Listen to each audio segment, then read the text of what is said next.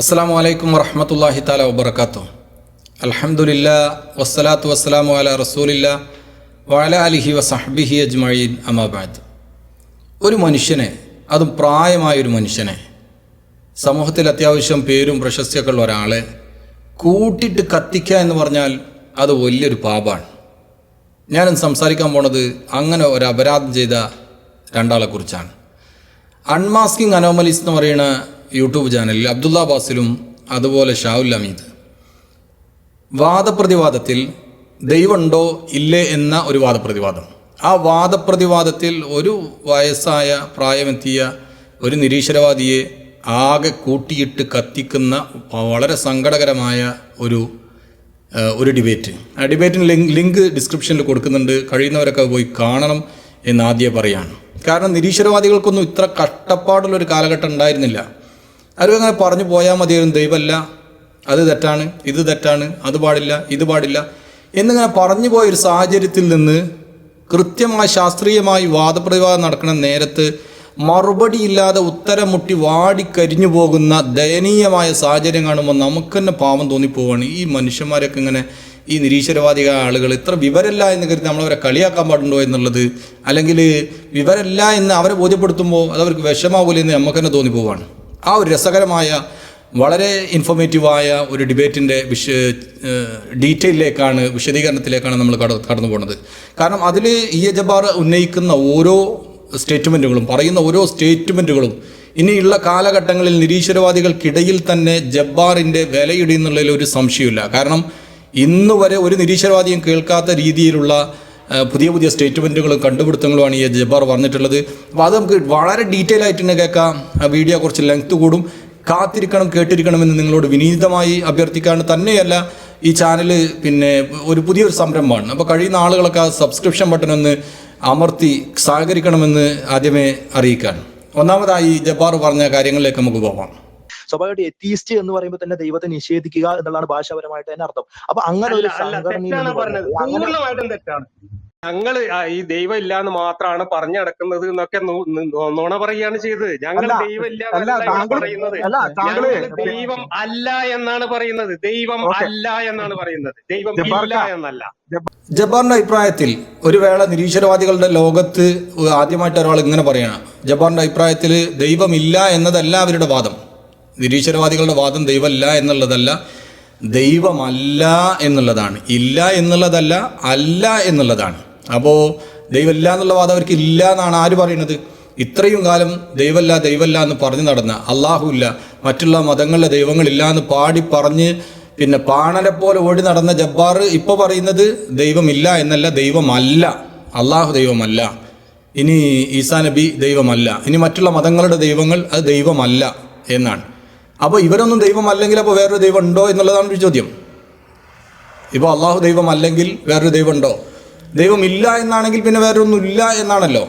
അപ്പോൾ ദൈവമില്ല എന്നുള്ള ദൈവമല്ല എന്ന പുതിയ വാദം കൊണ്ടുവന്നത് ഈ രവിചന്ദ്രനെ പോലെയുള്ള ആളുകൾ, ആരിഫ് ഹുസൈനെ പോലെയുള്ള ആളുകൾ, പിന്നെ അതുപോലെ നിരീശ്വരവാദം മനസ്സിൽ ഉറപ്പിച്ച് പറഞ്ഞു നടന്ന ആളുകളുണ്ട്. അവർ ഇത്രയും കാലം പറഞ്ഞത് ദൈവമില്ല എന്നാണ്. ദൈവമല്ല എന്നുള്ളവർക്ക് മനസ്സിലാക്കാൻ വളരെ സിമ്പിളായവരെ പേര് തന്നെ നോക്കിയാൽ മതി. നിരീശ്വരവാദി എന്ന് പറയുന്നത് ഈശ്വരവാദിൻ്റെ ഓപ്പോസിറ്റാണ്. ഈശ്വരനുണ്ട് എന്ന് വാദിക്കുന്ന ആളുകളുള്ളപ്പോൾ നിരീശ്വരവാദികൾ ഞങ്ങൾ നിരീശ്വരവാദികളാണ് എന്ന് പറയും, ഞങ്ങൾ ഈശ്വരനില്ല എന്ന് വാദിക്കുന്ന ആളുകളാണ് എന്ന് പറയും ചെയ്യും. എന്നിട്ടിപ്പം പിന്നെ നമ്മളെ ജബ്ബാർ വന്നിട്ട് വാദിക്കുന്നത് ദൈവമില്ല എന്നല്ല, അല്ല എന്നാണ്. കാരണം അയാളതിൽ പറയുന്നുണ്ട് ദൈവം അല്ല എന്ന് അയാൾ പറയാനുള്ള കാരണം അയാൾ കണ്ടുപഠിച്ച, അയാൾ കേട്ടറിഞ്ഞ ദൈവമില്ല എന്നാണ് അയാൾ വാദിക്കണതെന്നാണ്. യഥാർത്ഥത്തിൽ നിരീശ്വരവാദികൾ ദൈവമില്ല എന്ന് തന്നെ വാദിക്കുന്നവരാണ്, വാദിച്ചു കൊണ്ടിരുന്നവരാണ്, ഇനിയും ചിലപ്പോൾ അവർ അങ്ങനെ തന്നെ വാദിച്ചുകൊണ്ടിരിക്കും.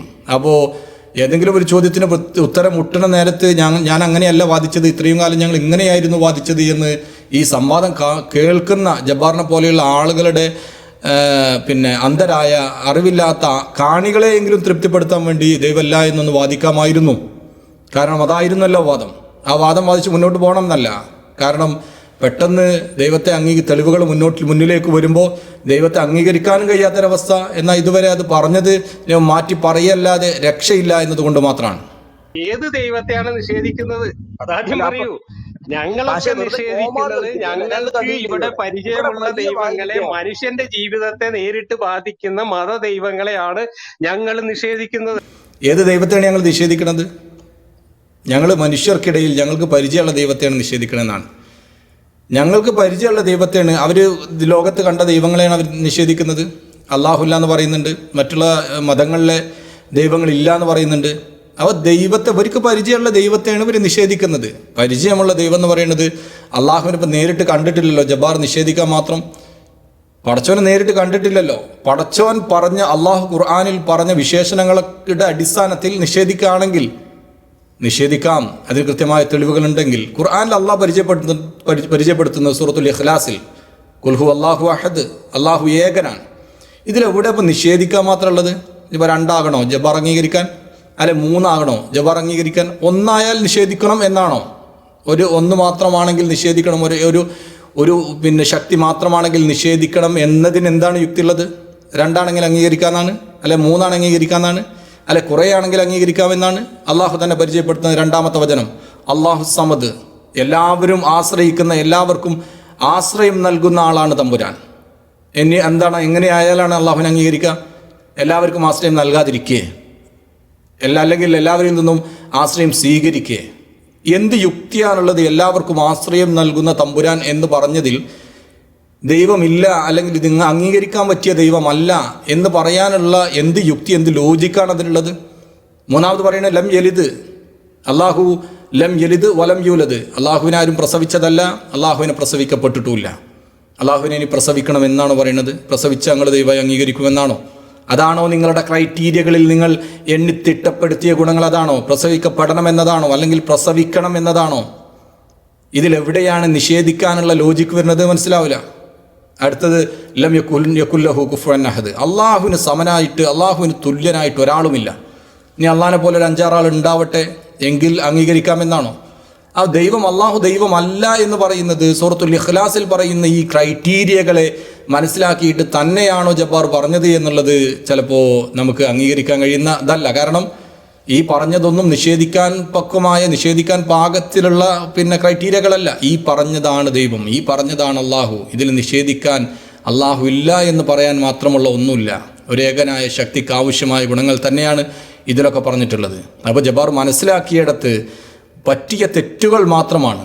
ജബ്ബാർ എന്ന് ഞാൻ പറയുന്നത് പ്രായത്തെ ബഹുമാനമില്ലാഞ്ഞിട്ടല്ല, പക്ഷേ മുഹമ്മദ് റസൂലുള്ളാഹി സ്വല്ലല്ലാഹു അലൈഹി വസല്ലമയുടെ പേരുകളൊക്കെ വളരെ മോശമായ രീതിയിൽ, അവിടുത്തെ പത്നിമാരെ വളരെ വൃത്തികെട്ട രീതിയിൽ മാത്രം പരാമർശിക്കാറുള്ള ആളുകളെ അവരർഹിക്കുന്ന ബഹുമാനത്തിനപ്പുറത്തേക്ക് നമ്മൾ നൽകേണ്ടതില്ല എന്ന് തോന്നൽ കൊണ്ടാണ് അദ്ദേഹത്തെ പേരെടുത്ത് പറയുന്നത്.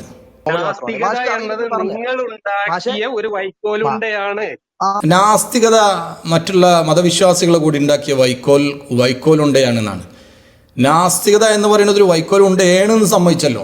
കാര്യമായ ഒന്നുമില്ലാത്തൊരു വാദമാണ് ഈശ്വരനില്ല, ദൈവമില്ല എന്നുള്ള വാദം. അതിന് ആരുണ്ടാക്കിയെന്നുള്ളത് ഇപ്പോൾ പോലും സംശയമാണ്.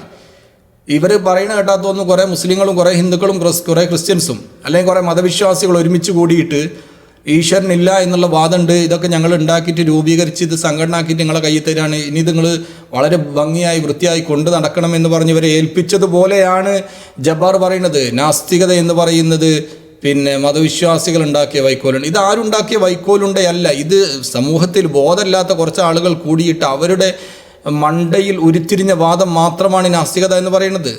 ദൈവത്തെ നിഷേധിക്കുന്ന, വെറും യുക്തിയിൽ മാത്രം അടിസ്ഥാനമായി ജീവിക്കാം എന്ന് പറയുന്ന ആളുകൾ, എന്നാൽ യുക്തിക്കൊരു വിലയും കൊടുക്കുന്നില്ല.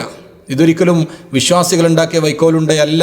ഈ വൈക്കോലുണ്ട ഉണ്ടാക്കിയത് നിരീശ്വരവാദികളായ സമൂഹത്തിലെ ചില ജീർണിച്ച പുഴുക്കുത്തുകൾ കൂടിയിട്ടാണ് എന്ന കാര്യം ഇനിയെങ്കിലും മനസ്സിലാക്കണമെന്ന് മാത്രമാണ്. അത് പുതിയ തലമുറയിലേക്ക് നിങ്ങൾ തുറന്നു പറയണം. ഇത് നിങ്ങൾ തന്നെ ഉണ്ടാക്കിയതാണ്, അല്ലാതെ ഇതുണ്ടാക്കിയതിന് പിന്നിൽ ഈശ്വരനില്ല എന്ന വാദം ഉണ്ടാക്കിയതിന് പിന്നിൽ വേറെ ആർക്കും പങ്കില്ല. ഈ പാപഭാരം ചുമക്കേണ്ടത് നിങ്ങൾ തന്നെയാണ്. അതാണ് ഞാൻ പറഞ്ഞത്. ഞാൻ പറഞ്ഞു തുടങ്ങിയത് തന്നെ മനുഷ്യന്റെ യുക്തി പരിമിതമാണ് എന്ന് പറഞ്ഞുകൊണ്ടാണ്. മനുഷ്യൻ ഈ പ്രകൃതിയിൽ ഉണ്ടായ ഒരു ജീവിയാണ്. ആ ജീവിക്ക് തന്റെ ചുറ്റുപാടുകളെ മനസ്സിലാക്കാനുള്ള ഒരു മസ്തിഷ്കമാണ് ലഭിച്ചത്. അതനുസരിച്ച് നമ്മൾ നമ്മുടെ ചുറ്റുപാടുകളിൽ നിന്ന് മനസ്സിലാക്കിയാണ് നമ്മൾ കൂടുതൽ കൂടുതൽ അറിവിലേക്ക് പോയത്. ആ അറിവ് ഒരിക്കലും നമുക്ക് ഈ പ്രപഞ്ചത്തെ മുഴുവൻ ആവരണം ചെയ്യാനോ പ്രപഞ്ചത്തിന്റെ അതിർത്തി കണ്ടെത്താനോ ആ പ്രപഞ്ചത്തിന്റെ അപ്പുറത്തുള്ള കാര്യങ്ങൾ കണ്ടെത്താനോ ഒന്നും ഇപ്പൊ തൽക്കാലം നമ്മുടെ യുക്തിക്ക് കഴിവില്ല എന്നാണ് ഞാൻ കരുതുന്നത്. ജബ്ബാർ മാഷ് പറയുന്നത് മനുഷ്യന്റെ യുക്തി പരിമിതാണ്. നമുക്ക് ചുറ്റുപാടുള്ള കാര്യങ്ങളെക്കുറിച്ച് മനസ്സിലാക്കാനുള്ള കഴിവേ ഉള്ളൂ. ആ ചുറ്റുപാടുകൾക്കപ്പുറത്തേക്കുള്ള കാര്യങ്ങളെക്കുറിച്ച് മനസ്സിലാക്കാനുള്ള യുക്തിയും ബോധവും കഴിവൊന്നും നമുക്കില്ല. അതുകൊണ്ട് ഈ പ്രപഞ്ചത്തിൻ്റെ അപ്പുറത്തൊരു ദൈവം ഉണ്ടോ എന്നുള്ളത് നമുക്ക് ചിന്തിച്ചെടുക്കാൻ പറ്റിയ സംഗതി അല്ല എന്നുള്ളതാണ്. എന്തൊരു മണ്ടത്തരമാണ്, മണ്ടത്തരമാണ് ഇവർ പറയണമെന്നുള്ളത് ഇവർ പോലും മനസ്സിലാക്കുന്നില്ലല്ലോ എന്നുള്ളതിനാണ് നമുക്ക് സങ്കടം. ഇപ്പോൾ ഒരു ബിൽഡിങ്ങിൻ്റെ ഉള്ളിൽ ഒരാൾ ഇരിക്കുകയാണ്, വാതിലൊക്കെ അടച്ച് കുറ്റിയിട്ട് പുറത്തേക്ക് ഇറങ്ങാൻ കഴിയാതെ ഒരു ബിൽഡിങ്ങിൻ്റെ ഉള്ളിൽ ഒരാൾ ഇരിക്കുകയാണ്. ആ ബിൽഡിങ്ങിൻ്റെ ഉള്ളിലിരിക്കുന്ന അയാൾക്ക് ഇപ്പോൾ ചിന്തിച്ചൂടെ, ഈ ബിൽഡിങ് ഉണ്ടാക്കിയത്, ബിൽഡിങ് നിർമ്മിച്ചത്, ഈ ബിൽഡിങ് ഇവിടെ കൺസ്ട്രക്ട് ചെയ്തത് ഒരു കൂട്ടം ആളുകളാണ്, പണിക്കാരില്ലാതെ ഉണ്ടാവില്ല. ഈ ബിൽഡിങ്ങിന് കുറച്ച് പണിക്കാരുണ്ട്, നിർമ്മാതാക്കളുണ്ട്, അവരാണ് ഇതുണ്ടാക്കിയെന്ന് അയാൾക്ക് ചിന്തിച്ച് കണ്ടെത്തൂടെ? അയാളിരിക്കുന്ന ബിൽഡിങ്ങിൻ്റെ പുറത്താണ് പണിക്കാരുള്ളത്, പുറത്താണ് കാര്യങ്ങൾ നടന്നിട്ടുള്ളത്. അങ്ങനെ കുറച്ച് പണിക്കാർ പുറത്തുണ്ട് എന്ന് അയാൾക്ക് ചിന്തിച്ചൂടെ? പ്രപഞ്ചത്തിനുള്ളിലുള്ള ആളുകൾക്കും പ്രപഞ്ചത്തിന് പുറത്ത് ഈ പ്രപഞ്ചത്തെ ഉണ്ടാക്കിയ ഒരു ശക്തി ഉണ്ട് എന്ന് വിശ്വസിക്കുന്നതിൽ ഇപ്പം എന്തത്ര അത്ഭുതമുള്ളത്? അതിലെന്താ ഇപ്പം നമ്മളെ യുക്തിക്ക് ഉൾക്കൊള്ളാൻ കഴിയാത്ത ഏതെങ്കിലും സംഗതികളുണ്ടോ?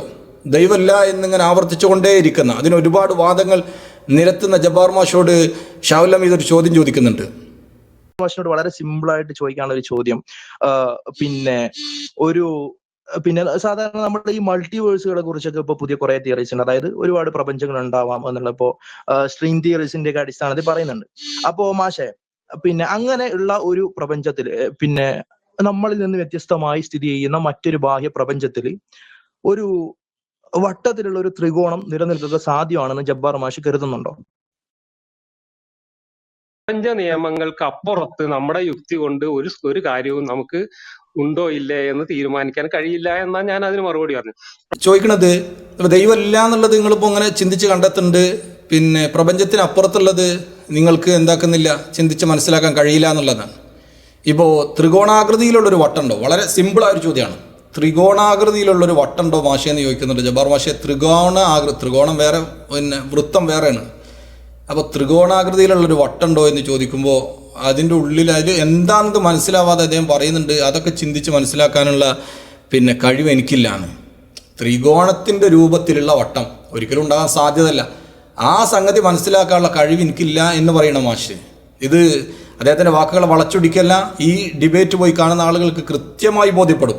ത്രികോണാകൃതിയിലുള്ള വട്ടമുണ്ടോ എന്നുള്ളത് മനസ്സിലാക്കാനുള്ള കഴിവില്ല എനിക്കില്ല എന്ന് പറയണ ജബ്ബാർ മാഷാണ് പറയുന്നത്. ഖുർആൻ ക്ലാസ് എന്ന പേരിൽ പല വീഡിയോകളും ഇറക്കി വിശുദ്ധ ഖുർആനിൻ്റെ വാക്യങ്ങളെ, വിശുദ്ധ ഖുർആൻ്റെ വാചകങ്ങളെ വളച്ചൊടിച്ച് വക്രീകരിച്ച് ജനങ്ങൾക്കിടയിൽ തെറ്റായി മാത്രം അവതരിപ്പിക്കുന്ന, ഇസ്ലാമിനെ വിമർശിക്കുക മാത്രം ചെയ്യുന്ന, ഇസ്ലാമിനെ കുറ്റം മാത്രം പറയുന്ന ജബ്ബാർ മാഷ് പറയാണ് അത് ചിന്തിക്കാനുള്ള കഴിവില്ല. എന്നാൽ പ്രപഞ്ചത്തിന് അപ്പുറത്തൊരു ദൈവമുണ്ടോ ഇല്ലേ എന്നുള്ളത് അത് ഞാൻ ചിന്തിച്ച് കണ്ടെത്തി. ഒരു ത്രികോണാകൃതിയിലുള്ള വട്ടമുണ്ടോ എന്നുള്ളത് ചിന്തിക്കാനുള്ള കഴിവ് എനിക്കില്ല. ആ ജബ്ബാർ മാഷ് പ്രപഞ്ചത്തിന് അപ്പുറത്തുള്ളൊരു പടച്ചവൻ സൃഷ്ടാവുണ്ടോ എന്നുള്ളത് പോയി നോക്കി വന്നു എന്നാണോ? അത് മൂപ്പര് ചിന്തിച്ച് കണ്ടെത്തി. മൂപ്പരന്നെയാണ് പറയുന്നത് പ്രപഞ്ചത്തിന് അപ്പുറത്തുള്ള നമുക്ക് ചിന്തിച്ച് കണ്ടെത്താൻ കഴിയില്ല, അതിനുള്ള കഴിവും യുക്തി എനിക്കില്ല എന്നുള്ളത്. പിന്നെ എങ്ങനെയാണ് ജബ്ബാർ മാഷ് മനസ്സിലാക്കിയത് പ്രപഞ്ചത്തിനപ്പുറത്ത് ഇതിനെയൊക്കെ നിർമ്മിച്ചൊരു ശക്തി ഇല്ല എന്നുള്ളത്? എവിടെ പോയി അന്വേഷിച്ചിട്ടാണ് ഇത് കണ്ടെത്തിയത് എന്ന് അദ്ദേഹം സാധാരണക്കാരായ, അദ്ദേഹം പിഴപ്പിച്ച, അദ്ദേഹത്താൽ വഴിതെറ്റിപ്പോയ അനവധി ആളുകളുണ്ട്. അവർക്കെങ്കിലും വിശദീകരിച്ചു കൊടുത്ത് അവരുടെ നന്മയ്ക്ക് വേണ്ടി ജീവിക്കണമെന്ന്, ഇനിയുള്ള കാലം ജീവിക്കണമെന്ന് ജബ്ബാർ മാഷോട് ആവശ്യപ്പെടുകയാണ്. ഇങ്ങനെ ഒരിക്കലും അയാൾക്ക് പോലും മനസ്സിലായിട്ടില്ല പടച്ചവനുണ്ട്, പ്രപഞ്ചത്തിനൊരു സൃഷ്ടാവുണ്ട്, നെസസറി എക്സിസ്റ്റൻസ് അഥവാ അനിവാര്യമായി പ്രപഞ്ചം ഇവിടെ ഉള്ളത് കൊണ്ട് അതിന് പിന്നിലൊരു ശക്തി ഉണ്ടാവണമെന്ന വാദം, കണ്ടിൻജൻസി തിയറി പോലും മനസ്സിലാക്കാൻ കഴിയില്ല. നിരീശ്വരവാദികളായി തീരുന്നിടത്ത് അവർക്ക് തന്നെ അവർ കൊണ്ടു നടക്കുന്ന കുറേ വാദങ്ങളുണ്ട്. ആ വാദങ്ങളെപ്പോലും കണ്ടിൻജൻസി തിയറി എന്ന് പറയുന്ന വളരെ ഫേമസ് ആയ ദൈവമുണ്ടെന്നുള്ള വാദം, ആ വാദത്തെ പോലും ക്രോസ് ചെയ്യാൻ കഴിയാതെ, ഇതെന്താന്ന് മനസ്സിലാക്കാൻ പോലും കഴിയാതെ ഉത്തരം മുട്ടി നിൽക്കുന്ന ജബ്ബാർ മാഷിനോട് പറയാനുള്ളത്, നിങ്ങളൊന്നും പഠിച്ചിട്ടില്ല, നിങ്ങളുടെ യുക്തി ഉപയോഗിച്ചിട്ടില്ല, പ്രപഞ്ചത്തിനപ്പുറത്തുള്ള ചിന്തിക്കാനുള്ള ബുദ്ധിയും യുക്തിയും നിങ്ങൾക്കില്ല എന്ന് നിങ്ങൾ വിചാരിക്കുമ്പോൾ പ്രപഞ്ചത്തിന് അപ്പുറത്തുള്ളതിനെ കുറിച്ച് നിങ്ങൾ ചിന്തിക്കേണ്ട. എന്താണ് മെറ്റാവേഴ്സ്, എന്താണ് ഈ പ്രപഞ്ചത്തിൻ്റെ അപ്പുറത്ത്, അതൊന്നും നിങ്ങൾ ആലോചിക്കേണ്ടതില്ല. ഏറ്റവും ചുരുങ്ങിയത് ഇതിനൊക്കെ ഉണ്ടാക്കാൻ, ഇതൊക്കെ സൃഷ്ടിക്കപ്പെടാൻ ഐസക് ന്യൂട്ടൻ പറഞ്ഞതുപോലെ ഒരു കാരണം വേണം, ഒരു എക്സ്പ്ലനേഷനും വേണം, ഒരു ശക്തി വേണം. ആ ശക്തി ഉണ്ട് എന്നുള്ള കാര്യം നിങ്ങൾ മനസ്സിലാക്കണം എന്ന് മാത്രമേ പറയാനുള്ളത്. ജീവിതം വെറുതെ നശിപ്പിക്കരുത്. ജീവിതം നശിപ്പിക്കാനുള്ളതുമല്ല. നിങ്ങൾ കാരണം വഴിതെറ്റിയ ഒരുപാട് ആളുകളുണ്ട്. നിങ്ങളെപ്പോലെ ആരിഫ് ഒരു മാന്യതയില്ലാതെ, മാന്യതയുടെ അല്പം പോലും സംസാരത്തിലില്ലാതെ, ഇസ്ലാം വിമർശിക്കുക എന്നതല്ലാതെ മറ്റൊരു തൊഴിലുമില്ലാതെ രാവിലെ തന്നെ വിമർശനത്തിൻ്റെ കുപ്പായവും എടുത്തണിഞ്ഞു വരുന്ന ജബ്ബാർ മാഷിനെ പോലുള്ള ആളുകളോട് പറയാനുള്ളത്, നിങ്ങൾ മാറാൻ തയ്യാറാവണം. അല്ല എങ്കിൽ ഇതുപോലെയുള്ള വിവരമുള്ള, വിദ്യാഭ്യാസമുള്ള, അറിവുള്ള യുവാക്കളുടെ, നിങ്ങളുടെ പകുതി പ്രായം പോലും ഇല്ലാത്തവരുടെ മുന്നിൽ നാണം കെട്ട് നിൽക്കേണ്ടി വരും എന്ന കാര്യത്തിൽ ഇനിയും ഇതുപോലെ അറിവുള്ളവരുടെ മുന്നിൽ ഡിബേറ്റിന് വന്നിട്ടുണ്ടെങ്കിൽ നാണക്കേട് കൊണ്ട് നിങ്ങൾ തിരിഞ്ഞു പോകേണ്ടി വരും എന്ന് മാത്രമേ പറയാനുള്ളൂ. അതുകൊണ്ട് ചിന്തിക്കാൻ തയ്യാറാവുക. കണ്ടിൻജൻസി തിയറി പറയും പോലെ ഇതിനൊരു ശക്തിയുണ്ട്, പ്രപഞ്ചത്തിനൊരു സൃഷ്ടാവുണ്ടെന്ന വാദത്തിലേക്ക്, വിശ്വാസത്തിലേക്ക് തിരിച്ചു നടക്കാൻ ശ്രമിക്കുക. അള്ളാഹു തൗഫീക്ക് നൽകട്ടെ. അസ്സലാമു അലൈക്കും വറഹ്മത്തുള്ളാഹി.